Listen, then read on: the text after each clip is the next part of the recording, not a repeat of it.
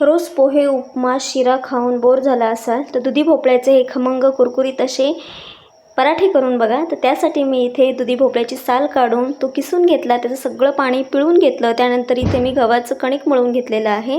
याचा detail video आपल्या YouTube चॅनलवरती ऑलरेडी पोस्ट केलेला आहे. खमंग आणि खुसखुशीत पराठे व्हावे यासाठी काही टिप्स आणि ट्रिक्स आहेत, तर त्यासाठी तुम्हाला आपला फुल व्हिडिओ पाहावा लागेल.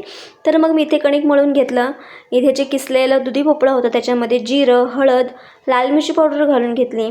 त्याचबरोबर याच्यामध्ये घातलेलं आहे बारीक चिरलेली भरपूर सारी कोथिंबीर, चवीनुसार मीठ घातलेलं आहे. आणि इथे जी शेव होती बेसन पिठाची, जी घरी मी शेव केली होती दिवाळीसाठी, तर ती शेव घातलेली आहे याच्यामध्ये. आता हे सगळं मिश्रण व्यवस्थित मिक्स करून घ्यायचं आहे. दुधी भोपळ्याच्या पराठ्यासाठी लागणारं स्टफिंग तयार झालेलं आहे. तर इथे गव्हाचं कणिक घ्यायचं, अशा पद्धतीने तो लाटून घ्यायचा, त्यावरती हे मिश्रण ठेवून घ्यायचं. कढीची पोळी जशी करतो अगदी त्याप्रमाणे आपल्याला हे फोल्ड करून घ्यायचं आहे. त्याचबरोबर इकडच्या साईडला सुद्धा हे स्टफिंग ठेवून घ्यायचं आहे आणि ही साईडसुद्धा फोल्ड करून अशा पद्धतीने आपल्याला लॉक करून घ्यायचं आहे. सुकं कणिक घालायचं थोडंसं त्यामध्ये आणि अशा पद्धतीने याच्या सगळ्या कडा आहेत त्या लॉक करून घ्यायच्या आहेत. आणि याचा आता आपल्याला पराठा लाटून घ्यायचा आहे. एकदम पातळ असा पराठा लाटायचा नाही आहे, थोडासा जाडसर ठेवायचा.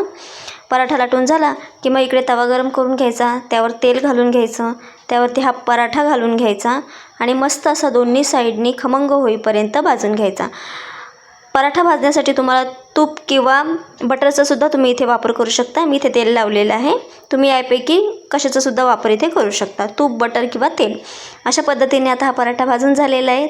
चहासोबत भन्नाट लागतो. नक्की ट्राय करा. व्हिडिओ आवडल्यास लाईक, शेअर, सबस्क्राईब.